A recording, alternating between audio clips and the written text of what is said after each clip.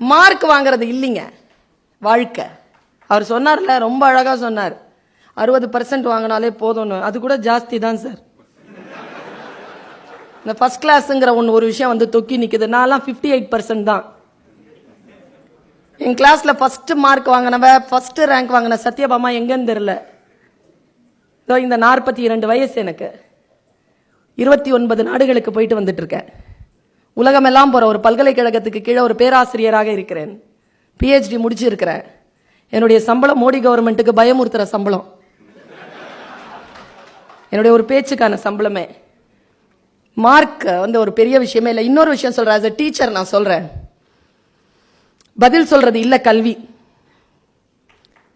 எல்லாரும் சொல்றாங்க நல்ல பதில் கொடுத்தா நல்ல புள்ள. எந்த குழந்தை கேள்வி கேட்குதோ அந்த குழந்தை தாங்க நல்ல புத்திசாலியான குழந்தை. பதில் சொல்லுகின்ற குழந்தைகளை அப்புறப்படுத்தி கேள்வி கேட்கக்கூடிய பிள்ளைகளை கையில் எடுப்பது நம்முடைய சிஸ்டம். அப்படி இருக்கு. கேள்விகள் கேட்பது why not, இந்த 2 கேள்விகள் ஏன் இப்படி இருக்கு, ஏன் இப்படி இருக்க கூடாது, இந்த 2 கேள்விகள் தான் இன்றைய இளைஞர்களிடத்துல நான் வந்து வரவேற்கக்கூடிய ஒரு விஷயமாக நான் பார்க்கிறேன். ஆனால் அவர் ஒரு பெரிய ஒரு அடாலசன்ட் அந்த ஏஜுக்கான ஆண்களுக்கான ஒரு சிக்கலை சொன்னார். எனக்கு ரொம்ப பிடிச்சது. அந்த ஆண்கள் வந்து கம்யூனிகேட்டிவ் ஸ்கில்ஸ்ல வந்து ரொம்ப பின்தங்கி இருப்பதற்கான காரணம் அவர்களுடைய பாலியல் சிந்தனையில இருக்கக்கூடிய தடை. இது ஒரு HR கண்டுபிடிச்சிருக்காரு பாருங்க. அவரால் தானே முடியுது. அது ஆம்பளைங்களும் பொம்பளைங்களும் தனித்தனியா பிரிச்சு போடுங்க, அது அதுங்க ஒழுங்கா பண்ணோம்னா இதுங்க லோ ப்ரொஃபைல்ல போயிடுது, அது ஹை ப்ரொஃபைல்ல போகுதுன்னா அப்ப இது ஜெயிக்கிறதுக்காக காரணம் என்ன, இது தோக்கிறதுக்காக காரணம் நான் தெரிஞ்சு போயிடுச்சுன்னா சிஸ்டத்துல சில மாற்றங்களை நாம் கொண்டு வரலாம். ரொம்ப நல்ல வேலை பண்ணி இருக்கிறீங்க. யோசிச்சு பாருங்க. பிள்ளைகளிடத்தில் சில விஷயங்களை சொல்லித்தாருங்கள். அவர்கள் மிகவும் வேகமாக இருக்க வேண்டும். இன்றைக்கு ரொம்ப ஸ்லோ பேஸ்லாம் வந்து ஒன்னுத்துக்கும் உதவாது. நிதானமாக இருக்கலாம், ஆனால் ஸ்லோவா இருக்க முடியாது. நான் ஒரு படம் பார்த்தேங்க. நம்ம குழந்தைகளுக்கு படம் பார்க்க தெரியல. நம்ம குழந்தைகளுக்கு மட்டும் இல்ல, நமக்கும் படம் பார்க்க தெரியல. படம் பார்க்க தெரிஞ்சதுன்னா தமிழ் படங்கள் வெற்றி அடையுமா? நம்ம நாட்டில் உலக சினிமாவை நாம் பார்க்க கற்றுக் கொடுக்கவில்லை. ஒரு குழந்தை 5 வயசுல வாழைப்பழம் சாப்பிட தெரியாம செத்து போயிருக்குங்க. குழந்தை வாழைப்பழம் சாப்பிட தெரியாமல் செத்து போயிருக்கிறது. அப்படித்தான் படம் பார்க்க தெரியல நமக்கு. நல்ல விஷயங்கள் எது என்று தேடி கண்டுபிடிக்க தெரியல. ஒரு விஷயத்தை பார்க்கின்ற பொழுது இல்ல இது பொய் என்று சொல்ல தெரியல நமக்கு. சத்தியத்தை நமக்கு பேச தெரியல. அதற்கான வல்லமையை நாம் தரல. ஒரு விதமான அச்சுறுத்தலில் இருக்கிறோம். என்கிட்ட கேட்கிறாங்க, நீங்க எப்படி தைரியமா சில விஷயங்களை அடிச்சு பேசுறீங்க? பெறுவதற்கும் இழப்பதற்கும் முன்னிடத்தில் எனக்கு எதுவும் இல்லை என்கின்ற ஞானம் என்னை வந்து சேர்கின்ற பொழுது என்னுடைய சொல்லில் சத்தியம்தான் வரும். ஒரு கூழை கும்பிடு வராது. ஒரு பையன்கிட்ட கேட்டாங்க, உனக்கு கிடைக்காம இந்த ஜாப் இன்னொருத்தனுக்கு கிடைச்சா என்ன பண்ணுவேன்னு. யோசிப்பேன் சார், இதுதான் என்னுடைய இலக்கு. கொஞ்சம் பதட்டம் ஆவேன், கொஞ்சம் அப்செட் ஆவேன். இன்னொரு பையன் சொன்னான், இந்த கம்பெனி கொடுத்து வச்சது அவ்வளவுதான் நினைப்பேன் சார் அப்படின்ட்டான். இன்னொருத்தன் ஆட்டிடியூட் சொன்னார்ல, ஆட்டிடியூட்னு ஒரு அட்வர்டைஸ்மெண்ட் வருது, முடிஞ்சா பாருங்க. அதை என்னமா சிந்திக்கிறாங்க இங்க யாராவது 35 அபோலாம் இருக்கிறீங்களா? உங்களை விட உங்க ஸ்டூடெண்ட்ஸ் ரொம்ப நல்லா சிந்திக்கிறவங்க தெரியுமா உங்களுக்கு? நம்மளை விட நம்ம ஸ்டூடெண்ட்ஸ் ரொம்ப நல்லா சிந்திக்கிறவங்க. உதாரணத்துக்கு இப்போ நம்ம எல்லாரும் சேர்ந்து 10th ஸ்டாண்டர்ட் எழுதுனா ஃபெயில் ஆயிருவோம். 12th எழுதுனா முடிஞ்சு போச்சு கதை. அந்த சப்ஜெக்ட்ல மட்டும் தான் பாஸ் பண்ண முடியும். அவன் ரொம்ப நல்லா சிந்திக்கிறாங்க. ஆட்டிடியூட்னு ஒரு ப்ராடக்ட், காலில் வந்து பூசுற ஒரு கிரீம், ஒரு வெளிநாட்டு ப்ராடக்ட். அது ஒரு பொண்ணு வந்து பிராம்ல நடந்து போய்கிட்டே இருக்கிறா. 10 செகண்ட்ல அப்படி தூக்கி போட்டான் பாருங்க ஆட்டிடியூட்ன்றதுக்கான விளக்கம். அப்படி நடந்து போய்கிட்டே இருக்கிறா, அப்படி கண்ணாடி பொம்மை மாதிரி இருக்கிறா. எல்லாரும் போட்டோ பிடிச்சிட்டு இருக்காங்க. அவதான் ஃபர்ஸ்ட் வருவான்னு சொல்லிட்டு கான்பிடென்ட்டா நடந்து வரும்போது நடு பிராம்ல அவளுடைய ஒரு கால் ஹீல் உடையுது. அப்படியே மடிஞ்சு கீழே விழுந்துட்டா. எல்லாரும் ஓ அப்படின்னு சைலண்ட் ஆகுறாங்க. அந்த பொண்ணுடைய கண்ணில் லேசா ஒரு கண்ணீர். அவன் என்ன தெரியுமா பண்ணா? ஒண்ணுமே செய்யலைங்க. அந்த 10 செகண்ட்ஸ்ல அவன் அந்த யூத், அவனுடைய சிந்தனை தான் அது.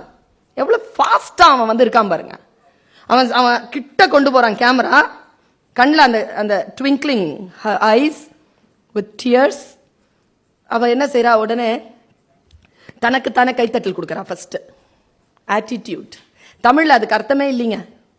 நான் தமிழ்ல PhD வெங்காய பச்சடி தயிர் பச்சடிலாம் படிச்சிருக்கேன். அந்த சொல்லுக்கு பொருள் வரல, கரெக்டான ஈக்குவல் அப்படின்னு போட்டா அந்த பொருள் வரல. ஆட்டிடியூட்க்கு என்ன அப்படிங்கிற சொல் வரல எனக்கு. அப்படியே பார்த்து கை தட்டிக்கிறாங்க. எழுந்து நிற்கிறா. இன்னொரு செருப்பையும் தூக்கி போடுறா. தூக்கி போட்டு பேர் ஃபுட்ல நடந்து மறுபடியும் அதே கம்பீரத்தில் திரும்பி போறா. அவ தான் ஃபர்ஸ்ட் ப்ரைஸ் வாங்குறா. ஆட்டிடியூட்னு போடுறான் அட்வர்டைஸ்மெண்ட்ல. என்ன சொல்ல வரான்? அதற்கு பின்னால் இருக்கின்ற அந்த கதை என்ன? அந்த நமக்கு சொல்லக்கூடிய அறிவுரை என்ன? யாராவது வந்து தூக்கி விடுவார்கள் என்பதோ, அடுத்தவர்களுடைய அந்த அவமானத்திற்கு பயந்தோ உட்கார்ந்து கொள்ளாமல் தனக்கு தானே கைத்தட்டிக்கிட்டா பாருங்க, அதுக்கு பேர் தான் ஆட்டிடியூட். எழுந்து நின்று மறுபடியும் தூக்கி அடிச்சுட்டு, மற்ற விஷயங்களை தூக்கி அடிச்சுட்டு பேர் ஃபுட்ல நடந்து வெளியில வந்தா பாருங்க, அதுக்கு பேர் தான் ஆட்டிடியூட். இன்னொன்னு ஆட்டிடியூட்க்கு சொல்லுவாங்க. நீங்க எல்லாரும் சொல்லுங்க, உங்க குழந்தைகள் கிட்ட சொல்லுங்க. 2 செஞ்சுரி அடிச்சார் தெரியுமா சச்சின்? கிரிக்கெட்டின் கடவுள் என்று அந்த காலத்தில் போற்றப்பட்டவர். அன்னைக்கு அவர் 2 செஞ்சுரி பண்ண அன்னைக்கு அவங்க அப்பா இறந்து 2வது நாள் அஸ்தி கரையில ஃபியூனரலுக்கு மட்டும் போயிட்டு சவுத் ஆப்பிரிக்கால வந்து ஆடுறார். அந்த 200 அந்த அடிச்ச உடனே அந்த கேமரா யூடியூப்ல போட்டு பாருங்க, கேமரா கிட்ட போகும். அவர் அந்த தலையில இருக்கக்கூடிய அந்த ஹெல்மெட்டை கட்டிட்டு வானத்தை பார்ப்பார். அவர் கண்ணில் வந்து கண்ணீர் இருக்கும். அந்த வினாடியில் தான் அவர் தன் தந்தைக்கு அஞ்சலி செலுத்தியதாக நான் நினைக்கிறேன். அதுக்கு பேர் தான் ஆட்டிடியூட். வீட்டில் அப்பாவுடைய அஸ்தி இருந்தாலும் கூட அதை கரைப்பதற்காக உட்கார்ந்து கொள்ளாமல் தன் இலக்கை நோக்கி ஓடுறான் பாருங்க, அதுக்கு பேர் ஆட்டிடியூட். நாம் இதை அந்த குழந்தைகளிடத்தில் சொல்லித் தருவது, அச்சப்படாமல் இருப்பதற்கு சொல்லித் தருவது, புத்தி வேறு பயம் வேறு என்று சொல்லித் தருவது. ஒரு படம் பார்த்தேங்க, ஆலிஸ் இன் வண்டர்லேண்ட். பிள்ளைகளுக்கு போட்டு காட்டுங்க. கவனமாக அந்த காட்சிகளை பார்க்க கற்றுக் கொடுங்கள். காட்சி என்பது வெறும் டயலாக்ஸோ இல்ல ஆபாசமான நடனங்களோ அல்ல.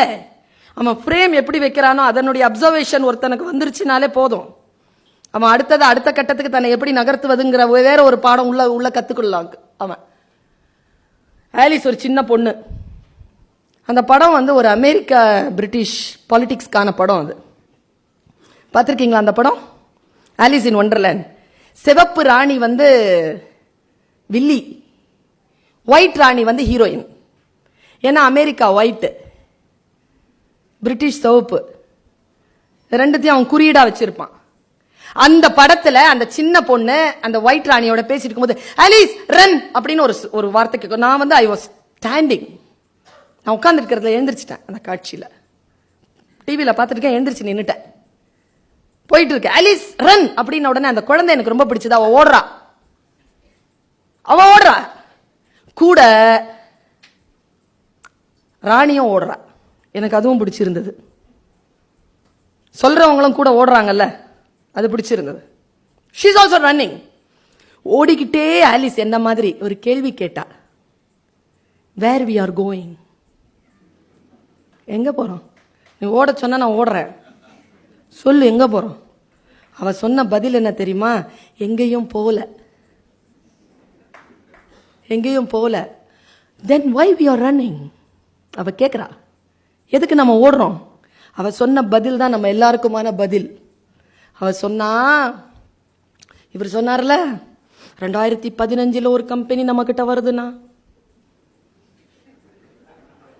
மறுபடியும் 2016 அது நம்ம கிட்ட வரணும்னா, 2017 அதை நம்ம மிஸ் பண்ணாம இருக்கணும்னா, இதுக்கு பதில் இதுதான். அவ சொன்னா, எங்க போறோம்? எங்கேயும் போல. அப்ப ஏன் ஓடுறோம்? நாம் நின்று கொண்டிருக்கின்ற நிலம் பின்னோக்கி நகர்ந்து கொண்டே இருக்கிறது. நாம் ஏற்கனவே நிற்க வேண்டிய இடத்தில் நிற்க வேண்டும் என்றால் கூட நாம் தலைதெறிக்க ஓடியாக வேண்டும் என்று சொல். ஏற்கனவே நம்ம நிக்கிற இடத்துல நிக்கணும்னாலே தலைதெறிக்க ஓடணும்னா, ஜெயிக்கணும்னா என்ன பண்றது? எவ்வளவு ஃபாஸ்டா ஓடணும்.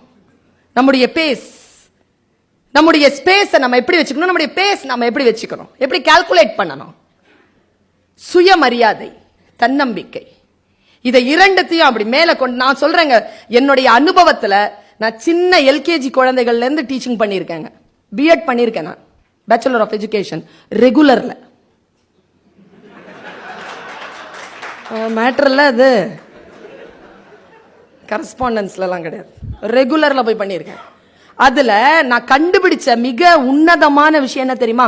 குழந்தைகள் மொத்தம் 3 வகை. மொத்தம் 3 வகை. ஒன்னு புத்திசாலி, ஃபர்ஸ்ட் மார்க் வாங்கும், என்ன சொன்னாலும் புரிஞ்சுக்கும், நம்ம கிட்ட திட்டே வாங்காது, தப்பு பண்ணாலும் தப்பு பண்ணாத மாதிரி நடிச்சு தப்பிச்சிடும். இது புத்திசாலி. அடுத்தது திறமைசாலி. என்ன மாதிரி?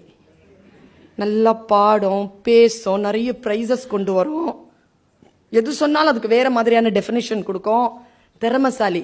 இது ரெண்டுமே இல்லாத ஒரு கிளாஸ்ல 30 பேர் இருக்கிறாங்கன்னா 5 பேர் புத்திசாலி, 2 பேர் திறமைசாலி. இப்ப மீதி 23 இருக்குதே, அது ஒரு கேட்டகரி இருக்கு. அதைத்தான் நம்ம அடையாளம் கண்டுபிடிக்கணும். இப்ப நீங்க ஹெச்ஆர்லாம் இருக்கிறீங்கல்ல, இந்த புத்திசாலிகளையும் திறமைசாலியும் கண்டுபிடிக்கிறது நம்ம வேலை இல்லை, அது ஏற்கனவே இருக்குது. இந்த மீதி இருக்கிற அந்த 23 இருக்குதுல்ல, அது யாருன்னா இந்த புத்திசாலிகளையும் இந்த திறமைசாலிகளையும் நிர்வகிக்க போகின்ற நிர்வாகிகள். அவங்கதான் சைலண்டா இருப்பாங்க, தான் என்ன ஆக போறோம்ன்றது தெரியாம இருப்பாங்க. ஆனா அவர்கள் தான் நம்மை நிர்வகிக்க போகின்ற, நமக்கு சம்பளம் தருகின்ற நிர்வாகிகளாக போகிறவர்கள். ஏன்னா திறமைசாலியும் புத்திசாலியும் நிறைய சம்பாதிக்கும், நிர்வாகிகள் தான் நிறைய சம்பளத்தை கொடுக்கும். நிறைய சம்பளத்தை கொடுக்கக்கூடியவர்களாக அந்த குழந்தைகளை மாற்றுவது, அந்த குழந்தைகளை அடையாளம் காண்பது, அது எவ்வளவு பெரிய பேரு தெரியுமா?